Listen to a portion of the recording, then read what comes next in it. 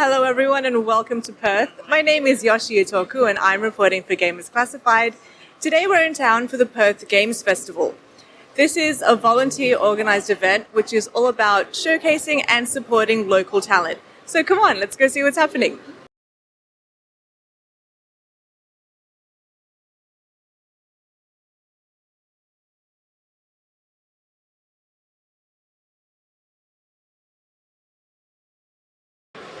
Hey again, nice to catch up once more with Matt, the lead designer and developer at Artisans Studios.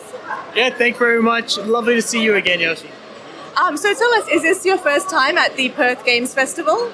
No, this is our third time. We're actually Perth-based developers, so we love the actual Perth scene, and we've been trying to support local Perth devs for quite a while.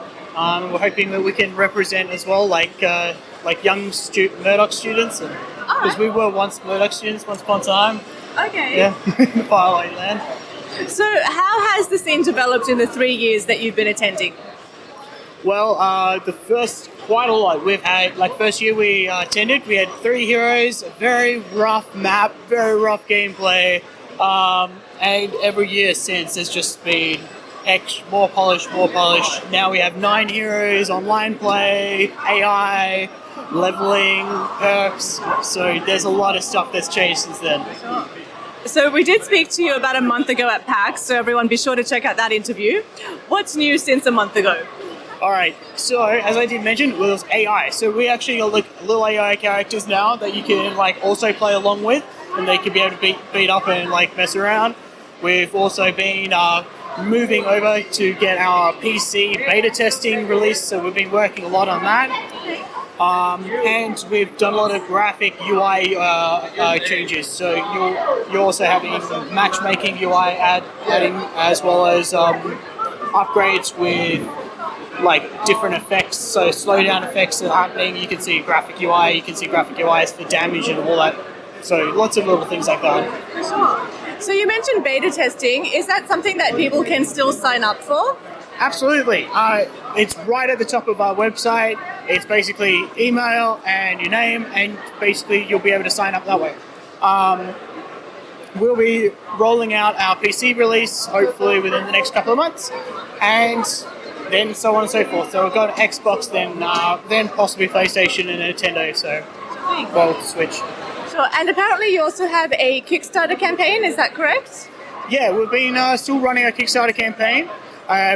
Doing okay, but if you are interested in donating, jump on board. We're more than happy. Every little bit helps.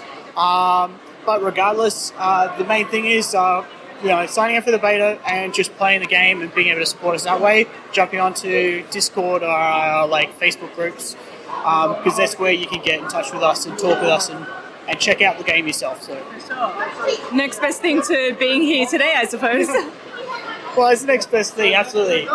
If you don't get the chance to go to these events, we want to make sure that everyone can get a hold of the game and be able to play it with their friends and family as soon as possible. All right, well, Matt, thank you very much for your time. No, thank you very much again, Josie. Lovely seeing you. Thank you.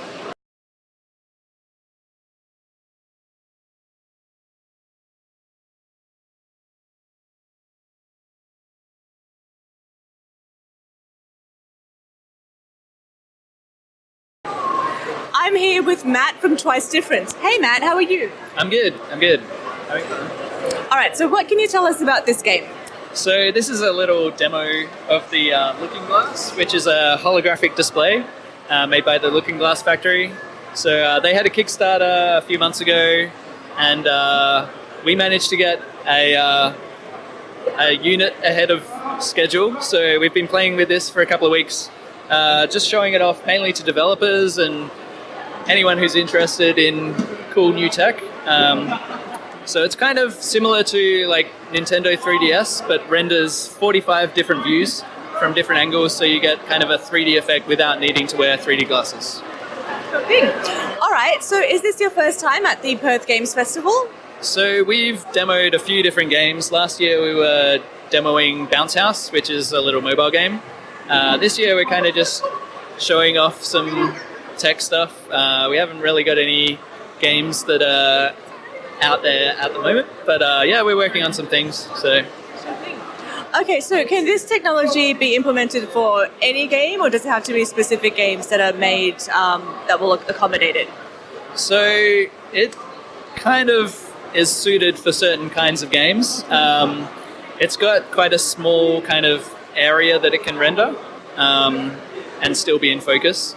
It's a very new display, so I guess people are still kind of working out what works well. And yeah, I think virtual pet kind of things is what we're going for. So we've got a little dog that you can throw the ball to and feed him and things like that. So yeah. It's new and you saw it first on Gamers Classified. So if people wanted to stay up to date with you or maybe purchase this technology, how can they do that? Sure, so we're Twice Different, so twicedifferent.com. And this is the Looking Glass, so I think their website is lookingglassfactory.com. And you can pre-order these. I think if you pre-order now, they're shipping around January. So yeah, check it out. So Matt from Twice Different, thank you very much for your time. Thanks for having me.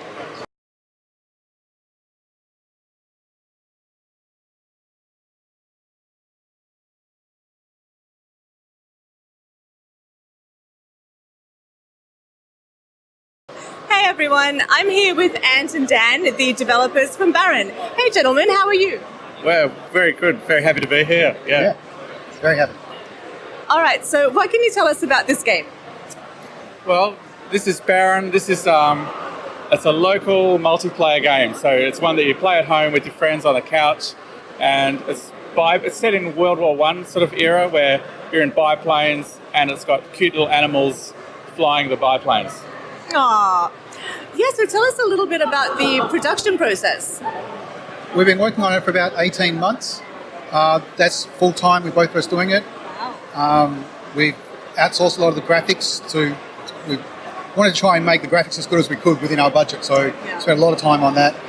And what else? We just got on the Xbox at the start of the year. Congratulations. Oh, thank you. And we're hoping to be released in a few months' time. For sure. All right, so if people did want to stay in touch with you or purchase the game, how can they do that? Well, it's not for sale yet. It'll be for sale in the new year.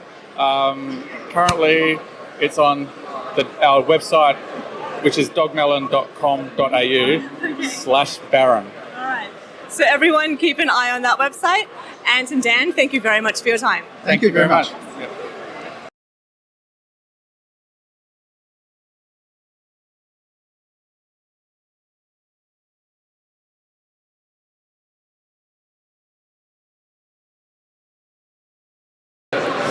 Hey everyone, I'm here with Tim from Press X to Science. Hey Tim, how are you? Hi, great, thanks for. All right, so what can you tell us about Press X to Science? So we're a video game / science podcast that present at PAX Australia every year. We've been on the Wombat stage for the last 5 years running, which is fantastic, and we're really looking at the way that science and video games complement one another, times when they might contradict one another, and how they can help each other improve. Interesting. All right. So if people wanted to stay up to date with that podcast, how can they do that? So they can check us out at pressx2.science. So nice and easy to remember URL. But also they can catch any of our presentations that have been at PAX Australia on the Twitch stream or on our YouTube channel. For sure. All right. So we're here in Perth for the Perth Games Festival. What's brought you here today? Really just excited to check out all the local stuff that's being made. You know, we've got this burgeoning video games industry in Perth. It's growing year on year, just exponentially, and there's so many vendors that we haven't seen before. So it's fantastic to see all this new talent, this new content coming through, and just to help support it. So can you tell us a bit about the games that you played today and what your first opinions are? Yeah, I mean, there's a really interesting spread. There's some really fantastic puzzle games, some a real resurgence in co-op games, which I find really refreshing. That sense of cooperative play and working together to get a final score rather than competing. It's just really nice to see that kind of attitude on display. For sure. And I just couldn't help noticing your moustache. Is this for Movember? It is. Rather than shave off the whole beard and then just leave the moustache or anything like that, I figured why not dye it purple for charity. So can you tell us a little bit about how you got involved in Movember and what you think about this initiative? So I don't think it's a surprise to anyone, especially in the gaming circles or gaming industry, that depression and mental health issues are really common, and it's one of those, it's difficult to talk about. So bringing attention to it, I think, is the most important thing. And now that I think moustaches have become so ubiquitous, seeing at least a purple one is enough to reignite the conversation. Well, it certainly got my attention. So Tim from Press X to Science, thank you very much for your time. Thank you for having me.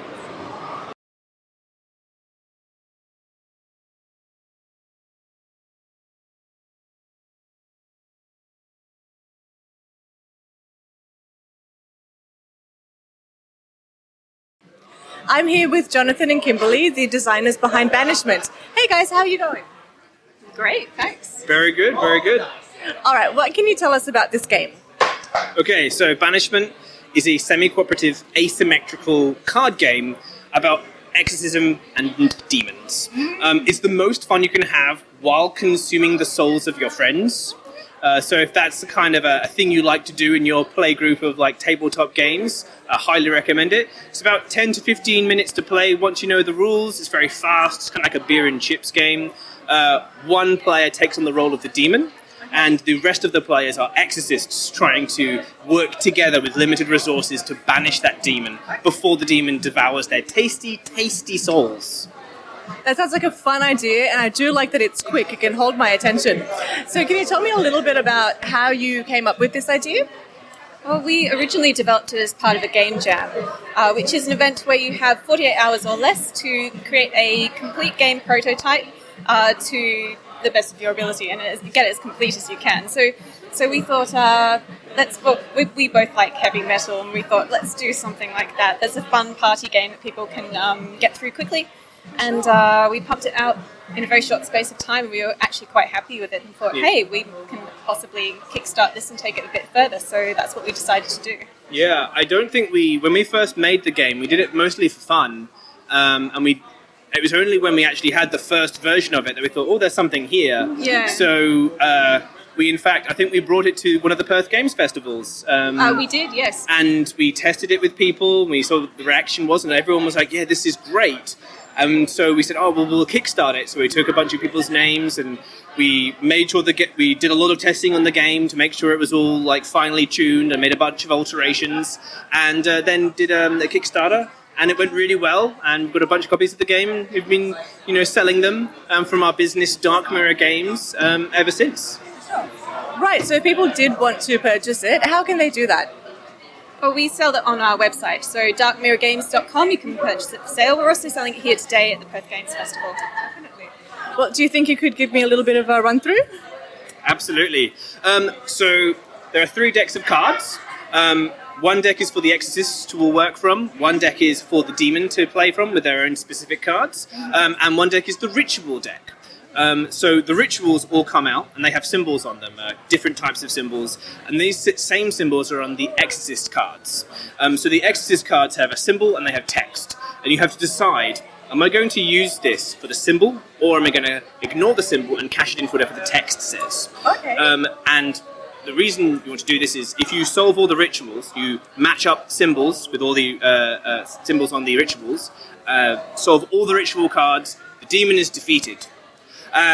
So then the trick is, because the text usually gives you some kind of advantage, protects you from the demon or slows them down in some way. So there's always this push-pull between, do I try and advance like my ability to win, or do I use this card to kind of help with like the immediate problem of the demons attacking me and that kind of thing.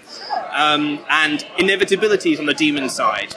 Every turn they have a counter, a dice, which they turn and increase by 1. And if it ever reaches 10, they win the game. All right. And there are ways to change this as well. The exorcists have ways of bringing the dice down. The demon has ways of speeding that dice up. Pretty much everything in the game can be interacted with. The cards as you're playing with them, the cards in people's hands. There's literally nothing sacred. Absolutely everything has a card that can mess with some element of the game. Sounds like a lot of fun. I can't wait to try it out. So, Jonathan and Kimberly, thank you very much for your time. Thank you very much.